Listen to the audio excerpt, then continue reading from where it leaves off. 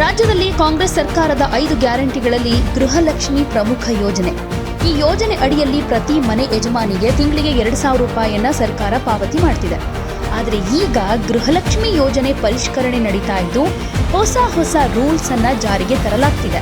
ಇದನ್ನ ಫಾಲೋ ಮಾಡದೆ ಇದ್ರೆ ನಿಮ್ಮ ಖಾತೆಗೆ ಹಣ ಬರೋದೇ ಡೌಟ್. ಗೃಹಲಕ್ಷ್ಮಿ ಯೋಜನೆಯ ಮಾಸಿಕ 2,000 ರೂಪಾಯಿ ಹಣವನ್ನ ಪಡೆಯೋದಕ್ಕೆ ಫಲಾನುಭವಿ ಮಹಿಳೆಯರು 1 ತಿಂಗಳ ಒಳಗೆ ಬಯೋಮೆಟ್ರಿಕ್ ಮಾಡಿಸುವುದು ಕಡ್ಡಾಯ. ಒಂದು ವೇಳೆ ನಿಗದಿತ ಅವಧಿಯ ಒಳಗಡೆ ಬಯೋಮೆಟ್ರಿಕ್ ಪ್ರಕ್ರಿಯೆಯನ್ನ ಕಂಪ್ಲೀಟ್ ಮಾಡದೇ ಇದ್ರೆ ಬ್ಯಾಂಕ್ ಖಾತೆಗೆ ಹಣ ಜಮೆ ಆಗೋದನ್ನ ಸ್ಥಗಿತ ಮಾಡಲಾಗುತ್ತೆ ಅಂತ ಸರ್ಕಾರ ಆದೇಶ ಕೊಟ್ಟಿದೆ. ಫಲಾನುಭವಿಗಳ ಬ್ಯಾಂಕ್ ಖಾತೆ ಹಾಗೂ ಆಧಾರ್ ಲಿಂಕ್ ಸರಿಯಾಗಿದೆಯಾ ಅನ್ನೋದನ್ನ ಕನ್ಫರ್ಮ್ ಮಾಡ್ಕೊಳ್ಳೋದಕ್ಕೆ ಈ KYC ಪ್ರಕ್ರಿಯೆ ನೆರವಾಗುತ್ತೆ.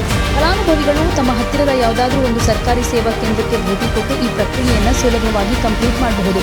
ಈ ಬಯೋಮೆಟ್ರಿಕ್ ಪ್ರಕ್ರಿಯೆ ಪೂರ್ಣಗೊಳಿಸೋದಕ್ಕೆ ಫಲಾನುಭವಿಗಳಿಗೆ 5 ರೂಪಾಯಿ ಶುಲ್ಕವನ್ನು ನಿಗದಿ ಮಾಡಲಾಗಿದೆ.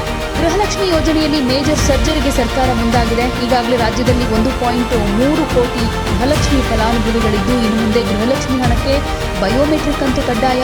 ಬೆಂಗಳೂರು 1, ಗ್ರಾಮ 1 ಸೇವಾ ಕೇಂದ್ರ, ಬಾಪೂಜಿ ಸೇವಾ ಕೇಂದ್ರಗಳಲ್ಲಿ ಬಯೋಮೆಟ್ರಿಕ್ ಪ್ರಕ್ರಿಯೆ ನಡೆಯುತ್ತೆ. ಬಯೋಮೆಟ್ರಿಕ್ಗೆ ಆಧಾರ್ ಕಡ್ಡಾಯ, ಜೊತೆಗೆ ಮಹಿಳಾ ಇಲಾಖೆ ಕೊಟ್ಟಿರೋ ID ಕೂಡ ಕಡ್ಡಾಯವಾಗಿರುತ್ತೆ. ಗೃಹಲಕ್ಷ್ಮಿ ಫಲಾನುಭವಿಗಳು ಸೇವಾ ಕೇಂದ್ರಗಳಿಗೆ ಹೋಗಿ ತಮ್ಮ ಹೆಬ್ಬೆಟ್ಟು ಅಥವಾ ಕಣ್ಣುಗಳು ಅಥವಾ ಫೇಸ್ ಸ್ಕ್ಯಾನ್ ಮಾಡಿಸಬೇಕು.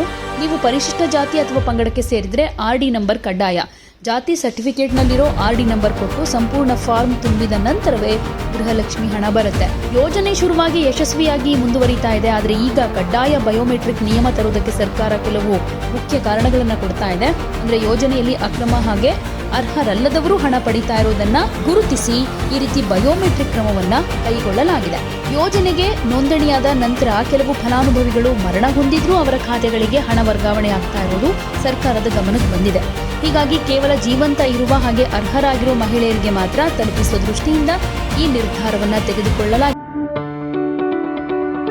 ಯಾವುದೇ ಸುದ್ದಿಯ ಅಪ್ಡೇಟ್ ಅನ್ನ ಮಿಸ್ ಮಾಡ್ಕೊಳ್ಬಾರ್ದು ಅಂದ್ರೆ ಈಗ್ಲೇ ಒನ್ ಇಂಡಿಯಾವನ್ನ ಸಬ್ಸ್ಕ್ರೈಬ್ ಮಾಡಿ. ನಿಮಗೆ ಬೇಕಾದ ಭಾಷೆಯಲ್ಲಿ ಎಲ್ಲಾ ಸುದ್ದಿ ತಿಳಿಬೇಕು ಅಂದ್ರೆ ಒನ್ ಇಂಡಿಯಾ ಆಪ್ ಅನ್ನ ಡೌನ್ಲೋಡ್ ಮಾಡ್ಕೊಳ್ಳಿ.